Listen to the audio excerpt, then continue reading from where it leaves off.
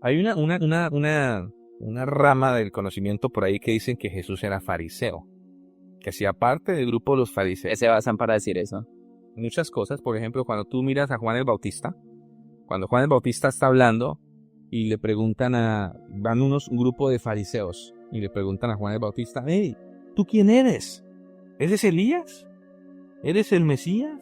El que habíamos de esperar, ¿quién eres? Y él dice, no, no soy Elías. ¿Eres el profeta? No, no soy el profeta. ¿Eres el Mesías? No, no soy el Mesías. Y dije, entonces, ¿quién eres? Soy una voz que clama en el desierto. Allanad el camino al Señor. Ok. Pero dice, pero de en medio de ustedes, le dice Juan a los fariseos, hay uno del cual no soy digno de desatar los zapatos. Le dijo a los fariseos, de en medio de ustedes. No le dijo al pueblo, de en medio de ustedes el pueblo, no, sino en medio de ustedes fariseos, hay uno. Entonces me dice, ¿cómo así? O sea, que dada como que Jesús hacía parte de los fariseos, porque es que era un maestro de la ley. Jesús no era un aparecido que apareció por ahí, ¿no? Jesús tenía 30 años cuando inició su ministerio y posiblemente tenía 30 años y estaba soltero. No era normal que un hombre judío a los 30 años estuviera soltero.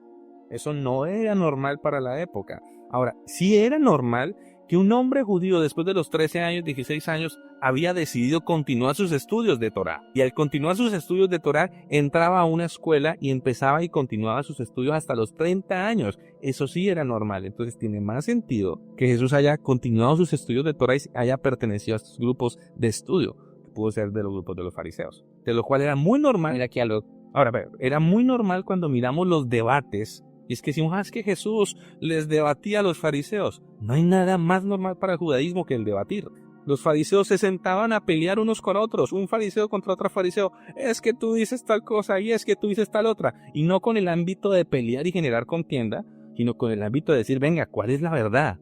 ¿A dónde vamos a llegar la verdad? Por eso él se ponía a debatir con ellos y ellos le debatían a él.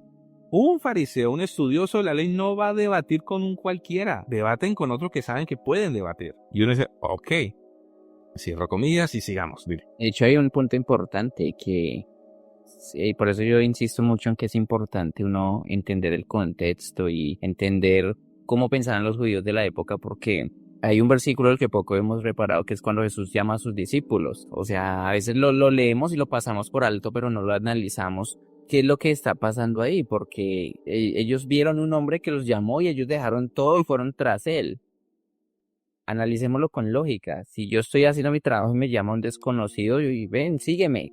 Yo no voy a dejar mi trabajo por ir a seguirlo, a menos que haya algo que no estamos tomando en cuenta. Que para los judíos el hecho de poder seguir a un rabino y seguir a su maestro, su rabí, era un privilegio. Por eso cuando los llamó ellos, esa es una oportunidad que no podemos desaprovechar. Vamos, dejaron sus redes y le siguieron. O sea, eso nos amplía mucho el panorama de que en pequeñas cosas tan específicas nos muestra la autoridad que tenía Jesús como maestro de la ley.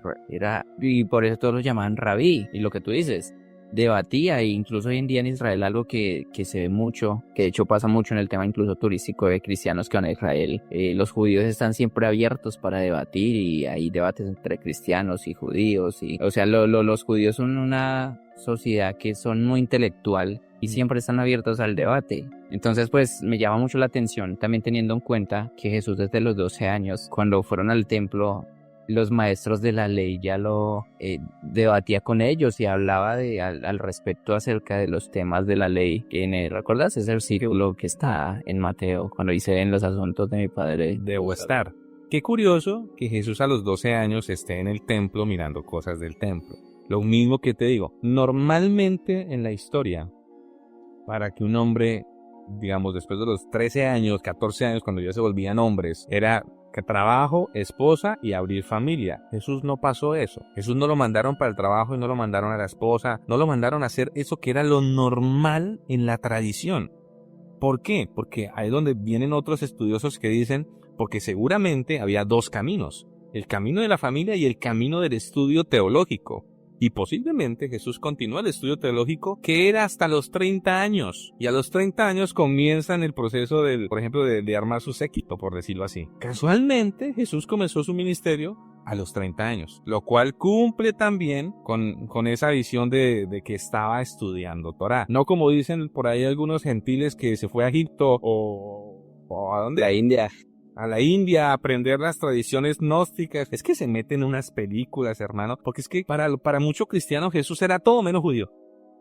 Jesús era gnóstico, Jesús era, no sé, se hablaba con chamanes, Jesús era de todo menos judío. Cuando la Biblia y la historia nos deja totalmente claro que Jesús era un judío 100%, 2000%, hermano. Jesús nos vería a nosotros y yo creo que ni nos hablaría porque nosotros seríamos... Es más, era tan judío, hermano, que cuando fue la mujer sirofenicia, a decir, maestro, mi hija está atormentada por un demonio, sánalas, yo sé que si tú oras sanas. ¿Qué fue lo que le dijo Jesús? Incluso fueron los discípulos los que dijeron, maestro, ayuda. No, pero... Porque empezó a perseguirlos y él la ignoró. Sí, que fue cuando le dijo que no está bien tomar el pan de los hijos y dárselo a los perros. Pan judío que para los gentiles eran perros. Incluso eso cuando ella le dijo, pero incluso los perros toman de las migajas que caen de la mesa de sus Entonces dijo, grande es tu fe, tu hija ha sido sanada. O sea, impresionante, hermano. No era ese judío que nos presentan que quería estar con gentiles por ahí y